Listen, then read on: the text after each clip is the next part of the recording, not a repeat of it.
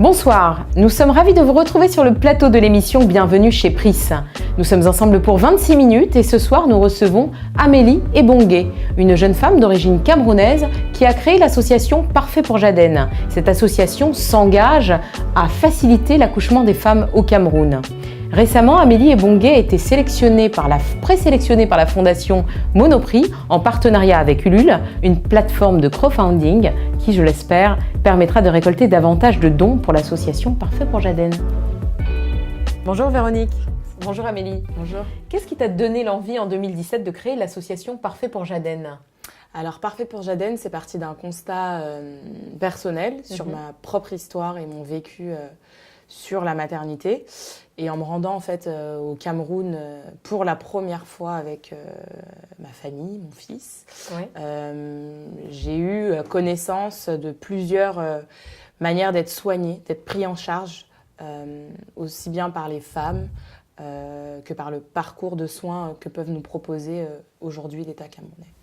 Amélie, penses-tu que la mortalité des femmes qui accouchent au Cameroun est liée en fait au faible budget qui est alloué à la santé ? Je rappelle avant que tu répondes que le budget alloué à la santé oscille entre 5,5 et 7% depuis 2011. Ce qui est très loin des accords de la déclaration d'Ajoub. C'est ça.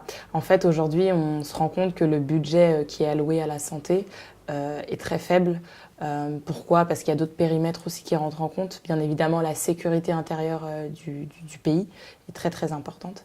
Et en fait, c'est ce qui fait qu'aujourd'hui, le gouvernement ne peut pas assurer sur le long terme un budget exponentiel à la santé. Et pourtant, ça le devrait, parce qu'aujourd'hui, la santé, c'est capital aujourd'hui. C'est assurer le bien-être et la vie de toute une population.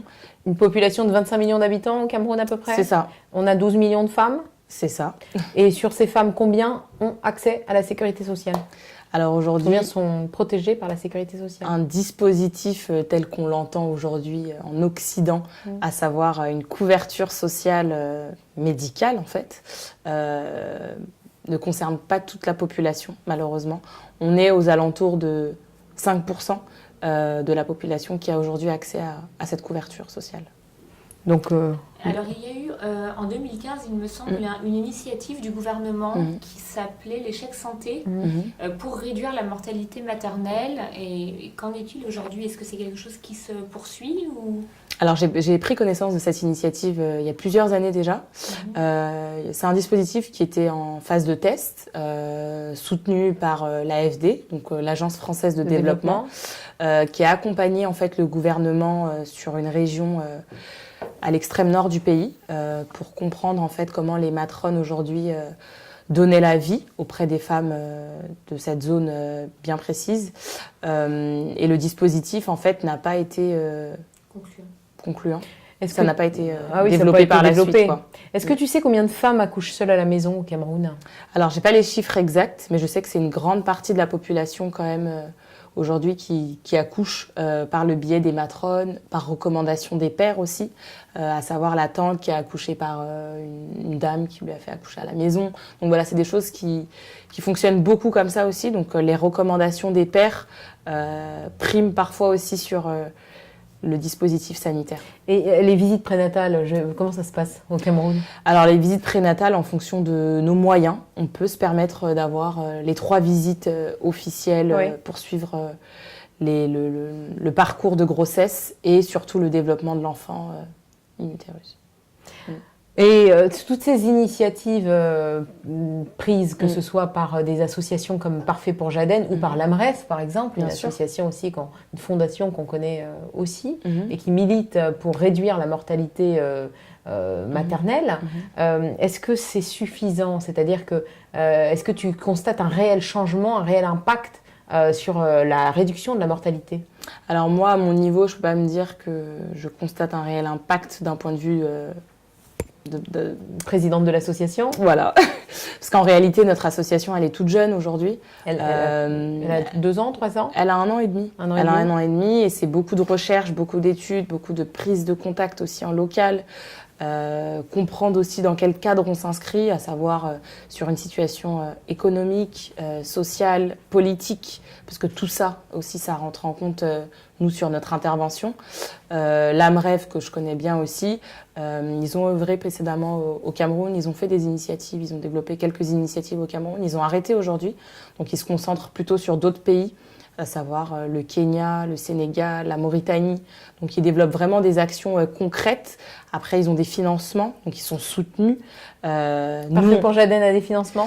On a des financements. Des aides publiques de l'État camerounais? Non, mais on aimerait en avoir de plus en plus. Nous, on recherche des subventions, on recherche un mécène qui pourrait vraiment nous épauler, nous écouter et même nous accompagner. Parce qu'aujourd'hui, l'idée, c'est pas d'avancer seul quand on est dans un domaine tel que l'humanitaire. En fait, l'idée, c'est vraiment de co-construire ensemble, parce que tout seul, on n'y arrivera pas. On va pas révolutionner la santé aujourd'hui sur le territoire camerounais. Et sur le plan de la formation, je sais que l'AMREF le fait. Est-ce que Parfait pour Jaden aide à la formation des femmes qui aident à l'accouchement? Alors l'AMREF, comme vous êtes en train de me le citer, l'AMREF, il travaille sur des parcours de formation pour améliorer en fait les compétences des sages-femmes sur les pays qu'ils accompagnent.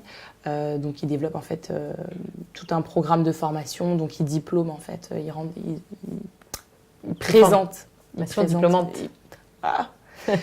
Ils proposent des formations diplômantes en fait auprès des sages-femmes qui sont en parcours de formation.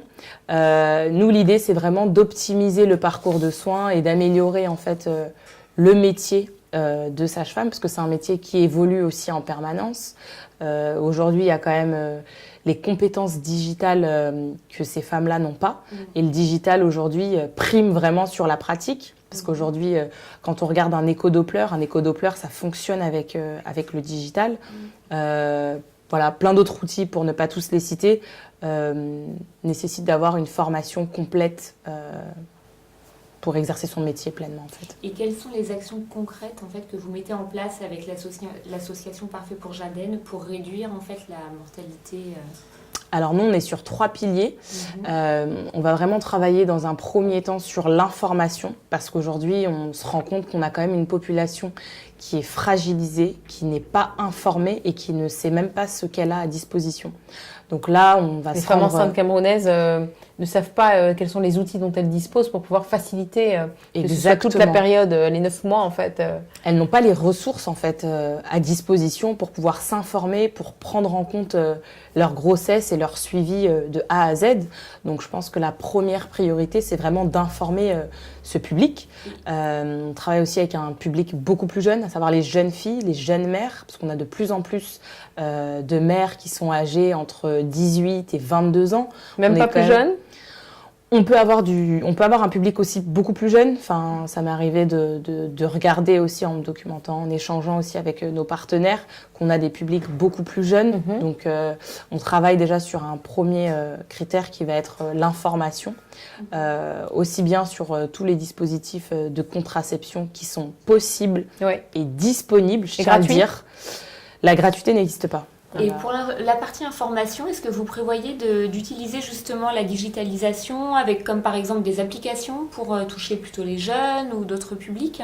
Alors sur place, il existe des projets de ce type. On a l'application GiftMom qui est très réputée et utilisée même sur l'ensemble, enfin sur certaines zones du territoire camerounais.